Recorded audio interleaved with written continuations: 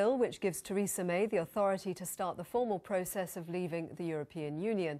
Let's go back to Westminster and rejoin our assistant political editor, Norman Smith. Back to you, Norman. Joanna, thanks very much. Well, we get blast off for the bill probably, where are we now? Probably in about 5 or 10 minutes' time. Then we are set for 5 days of debate in the Commons, 3 days of detailed scrutiny before it goes to the House of Lords, which may be where the real trouble starts for the government. But let's mull it all over with two people on opposite sides of the debate. Labour's Chuka Umunna, who campaigned against Brexit, Peter Bone, one of the prominent supporters of Brexit. I mean, Chuka Umunna, do you accept the government will get its way and this bill may emerge with absolutely no changes whatsoever? Well, there's a majority, I think, in the House of Commons to trigger Article 50, and the government has a mandate to withdraw us from the European Union. But the way we withdraw, the nature of the agreement we reach, they have no mandate on that. And Theresa May says Brexit means Brexit. If it means something, it does mean that £350 million extra per week will go into the NHS, because your viewers will remember that big red bus which several cabinet ministers, Boris Johnson, Chris Grayling and others, stood next to, basically promising to the British people, you vote to leave, there'll be extra money going to the NHS. So I've put down an amendment to this bill requiring the Prime Minister to set out her plans to put extra monies into the NHS, as was promised by her cabinet ministers. And I'll tell you something, if they renege on that commitment, that will be considered a gross betrayal by so many people who who voted to leave the European Union. Well, let me just ask Peter Bone, do you regard that pledge as a bit of a porky pie? Yeah, I mean, rerunning the referendum campaign is not relevant. Hang on, it's about hang on, you've had your say. It's about keeping the come on, let me have a say. Shouting down people doesn't really help. Article 50, this is what this is about. This is triggering the process of coming out of the EU. Once this Article 50 is passed both houses, an Act of Parliament, and the letter has been sent off, we are coming out of the EU. All the debate then afterwards is how we come out and what happens.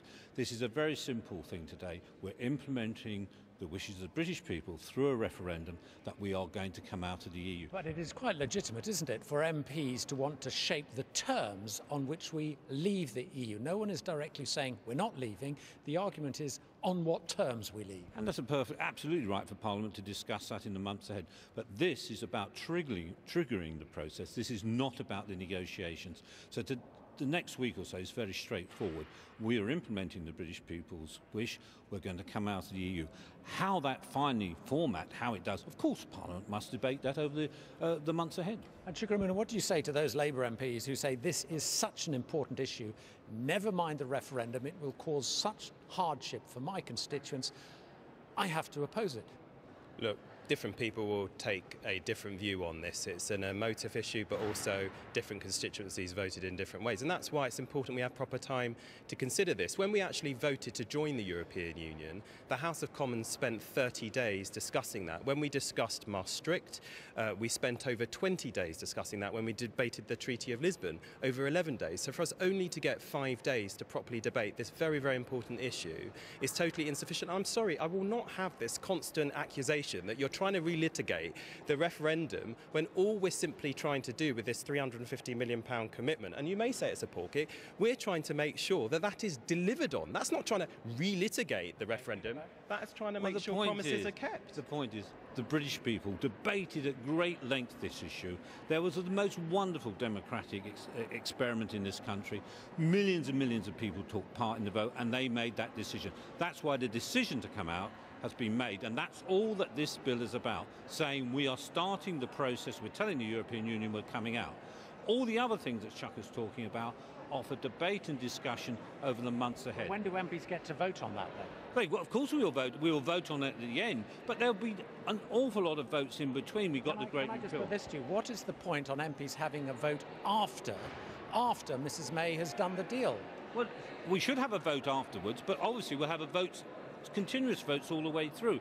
There's going to be a lot of votes on the Great Repeal Act. There's going to be lots of SIs we have to be. There's going to be all sorts. And of course, at any time the opposition can table an opposition day motion which is debatable. The idea we're not going to have debates is laughable. I think the key thing is we need a vote. I think it's perfectly legitimate for people who worry that what the Tory government is seeking to do is to turn Britain into Europe's sweatshop, to turn it into some grand tax haven for multinationals and very wealthy people. It's perfectly legitimate for people to seek to amend this bill to ensure that we get a withdrawal which actually works for people, that doesn't destroy their jobs and livelihoods, but is actually in the interests of everyone, not just the top 1%, which we know the Tory party is so famous for defending. Slight gear change. Donald Trump, I think I'm right in saying you have signed this letter signed by 70 or so Labour MPs about Donald Trump's state visit.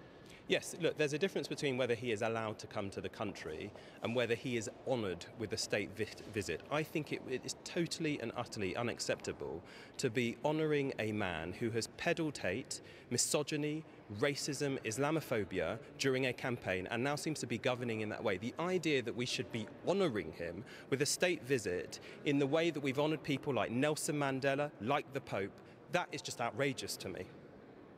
Of course we should be welcoming the elected President of the United States, our closest ally, who we have a special relationship. Of course we should. Honouring? Of course we should. And we should have the President over here on a state visit. It's absolutely what should do. It's in our interest, and I think that's exactly the thing to do, and the Prime Minister's quite right to do it. What does it say to our 3 million Muslim citizens?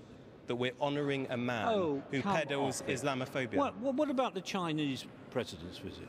Was that wrong? But with was that wrong? Come on, come on. You can't have it both ways. Come on, answer the question. I will answer the question. The Chinese president hasn't sought to ban. And all the things the Chinese do. If you let me finish the answer, the Chinese president hasn't sought to ban numerous people from coming to his country on the basis of their religion alone. No, they're just quite happy to kill them in their country. I mean, the things that the Chinese... Are you really defending Chinese human rights? I'm not defending... On this programme? I am not defending Chinese human rights. Why were you protesting then about it? I wasn't happy with the Chinese state visit. I can't remember you being on television. I wasn't happy with the Chinese state visit. If it's a choice between having the President of China or the President of the United States, we should have the President of the United States every time. Well, I disagree. OK. Donald Trump as divisive as Brexit. Thank you both very much indeed. We'll hear from David Davis shortly. Thank you very much, Norman.